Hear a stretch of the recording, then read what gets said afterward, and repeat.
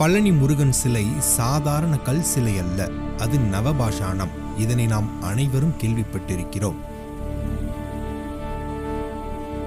ஆனால் இந்த ஒரு வார்த்தைக்கு பின்னால் எவ்வளவு பெரிய ரகசியம் இருக்கிறது என்று எத்தனை பேருக்கு தெரியும்? ஒரு சித்தர் 9 விஷ கனிமங்களை ஒன்றாக சேர்த்தார். மனிதனுக்கு விஷமாக இருக்கக்கூடிய அந்த சக்தி வாய்ந்த கனிமங்களை ஒரு அரிய ரசவாத முறையில் அவர் ஒன்றாக இணைத்தார். இவ்வாறு உருவானது ஒரு சாதாரண சிலை அல்ல, ஒரு தெய்வ உருவம். அந்த உருவம்தான் இன்று பழனிமலை உச்சியில் நின்று கொண்டிருக்கும் முருகப்பெருமான்.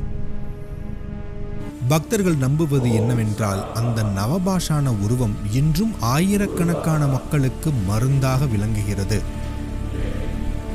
ஆனால் இங்கேதான் ஒரு மிகப்பெரிய கேள்வி எழுகிறது. ஏன் போகர் இந்த சிலையை உருவாக்கினார்? இது வெறும் ஒரு சிலை மட்டுமா, அல்லது மனித வாழ்க்கையின் மிகப்பெரிய ரகசியத்தை பாதுகாத்து நிற்கும் ஒரு மர்ம வடிவமா? இந்த கேள்விகளுக்கான பதிலை புரிந்து கொள்ள நாம் சிறிது காலத்தை பின்னோக்கி செல்ல வேண்டும். பழனி மலையை நோக்கி அல்ல, ஒரு சித்தரின் வாழ்க்கையை நோக்கி. ஏனெனில் இந்த நவபாசான ரகசியத்தின் மையத்தில் நிற்பவர் ஒரே ஒருவர். அவர்தான் போகர் மகாமுனி. போகர் சித்தர்களின் மரபில் மிகவும் தனித்துவமானவர். அவர் ஒரு ஞானி மட்டுமல்ல, ஒரு மருத்துவர், ஒரு ரசவாதி, ஒரு விஞ்ஞானி, ஆன்மீகத்தின் உச்சம் தொட்ட ஒரு மகான்.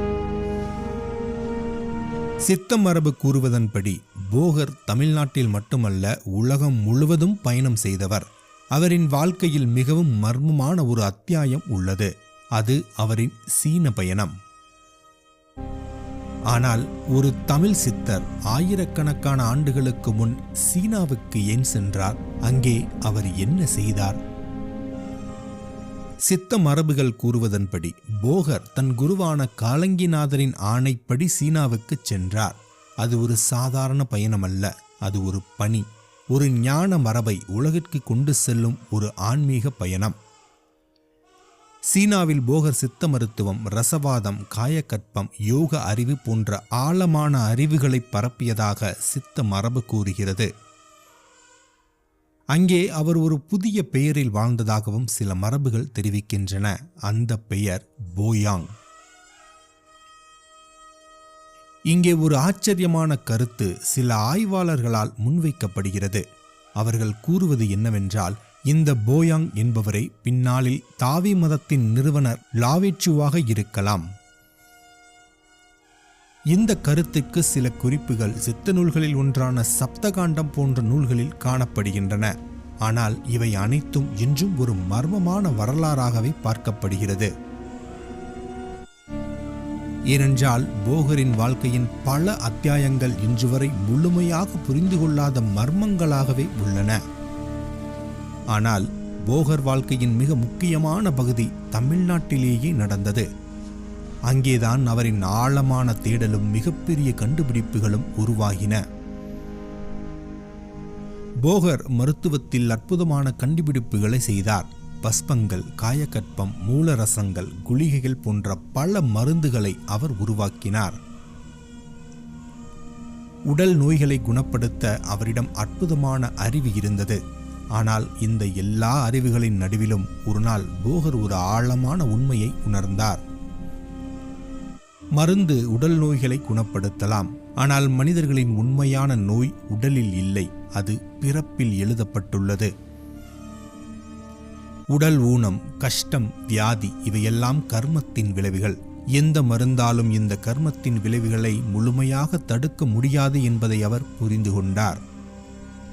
இந்த உண்மை அவரை ஆழமாக சிந்திக்க வைத்தது. ஆனால் இந்த எண்ணம் திடீரென்று அவருக்கு தோன்றவில்லை. அப்படி சிந்திக்க சில நிகழ்வுகள் அவரை சுற்றி நடந்தன. ஒரு நாள் சில பக்தர்கள் போகர் அருகே வந்து நின்றார்கள். அவர்கள் மருந்து தேடி வந்தவர்கள். ஆனால் அவர்கள் கேட்ட கேள்விகள் போகர் மனதை ஆழமாக தொட்டன. ஒருவர் கேட்டார், சித்தரே, முதுமை வராமல் இருக்க ஒரு வழி சொல்லுங்கள். மற்றவர் கேட்டார், எப்போதும் இளமையாக இருக்க மருந்து இருக்கிறதா? இன்னொருவர் கேட்டார், சிற்றின்பம் நிலைத்திருக்க ஏதாவது மருந்திருக்கிறதா? அந்த கேள்விகள் போகர் மனதில் ஒரு விசித்திரமான உணர்வை உருவாக்கின. ஏனென்றால் அவர்கள் தேடியது ஆரோக்கியம் மட்டுமில்லை, அவர்கள் தேடியது நிலையான இன்பம். அந்த கூட்டத்தில் விரல் விட்டு எண்ணக்கூடிய சிலர் மட்டும்தான் வேறு கேள்விகளை கேட்டனர். அவர்கள் கேட்டது மருந்து பற்றி இல்லை, அவர்கள் கேட்டது ஆன்மீகம் பற்றி. இறைவனை அடைவது எப்படி, தியானம் செய்வது எப்படி, ஒரு சாதகனின் உண்மையான குறிக்கோள் என்ன? இந்த கேள்விகள் போகரை ஆழமாக சிந்திக்க வைத்தது. அவர் அந்த கூட்டத்தை அமைதியாக பார்த்தார். அவருக்கு ஒரு விஷயம் மெல்ல புரிந்தது. பெரும்பாலானவர்கள் விடுதலையை தேடவில்லை, அவர்கள் தேடியது இன்பம் மட்டுமே.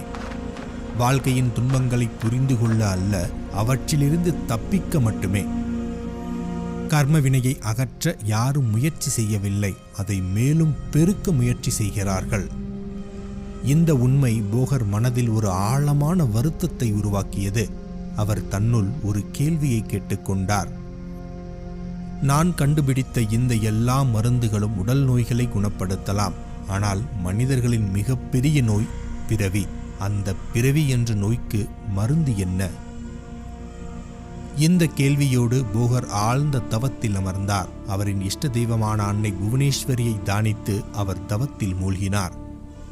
நாட்கள் கடந்தன, மாதங்கள் கடந்தன. ஒரு நாள் அந்த தவத்தின் நடுவில் அவருக்கு அன்னை புவனேஸ்வரி தரிசனம் கிடைத்தது. அன்னை போகரை நோக்கி கூறினாள், போகா, உன் நோக்கம் மிக உயர்ந்தது. நீ கண்டுபிடித்த அறிவு வீணாகாது. ஆனால் ஒரு விஷயம் செய். உடல் நோய்களுக்கு நீ மருந்து கண்டுபிடித்தாய், ஆனால் பிறவி என்ற நோய்க்கு ஒரு மருந்தை உருவாக்கு. அந்த மருந்து சாதாரண மருந்தாக இருக்கக்கூடாது, அது ஒரு சக்தி வாய்ந்த தெய்வ வெளிப்பாடாக இருக்க வேண்டும். அதற்காக அன்னை கூறினாள், நவகோள்களின் சக்தியை ஒரே உருவத்தில் ஒருங்கிணை. அதற்காக நவபாஷாணங்களை பயன்படுத்து. நவபாஷாணம் என்பது 9 மர்ம கனிமங்கள். ஒவ்வொன்றும் ஒரு கோளின் சக்தியை பிரதிபலிக்கும். 9 கோள்கள், 9 பாஷாணங்கள். அந்த சக்திக்கு சரியான வடிவம் முருகன் என்று அன்னை கூறி மறைந்தாள். இந்த நிகழ்வு ஒரு புராண கதை அல்ல, அதற்கான சில சாட்சியம் என்றும் பழனியில் இருக்கின்றது.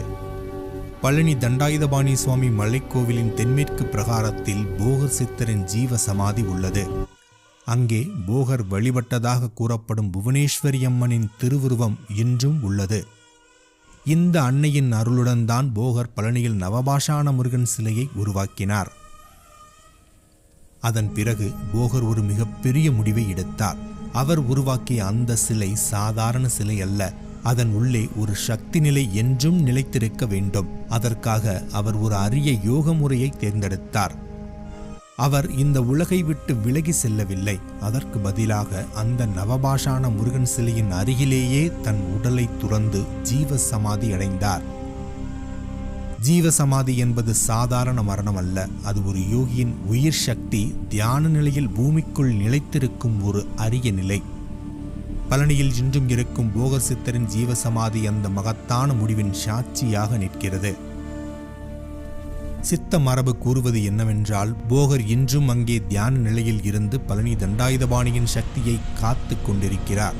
அதனால் தான் சித்தர்கள் ஒரு ஆழமான உண்மையை கூறுகிறார்கள். உடல் நோய்களுக்கு மருந்து பல இருக்கிறது, ஆனால் பிறவி என்ற நோய்க்கு ஒரே ஒரு மருந்துதான், அதுவே பழனி தண்டாயுதபாணி. ஏனென்றால் அவர் உடல் நோய்களை மட்டுமல்ல, மனிதனின் உள்ளிருக்கும் அஞ்ஞானத்தை அளிக்கும் ஞான சக்தி.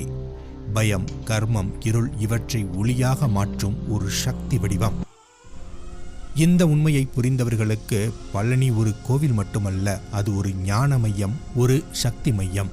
மனித வாழ்க்கையின் ஆழமான ரகசியத்தை நினைவூட்டும் ஒரு தெய்வீக நினைவிடம். நன்றி.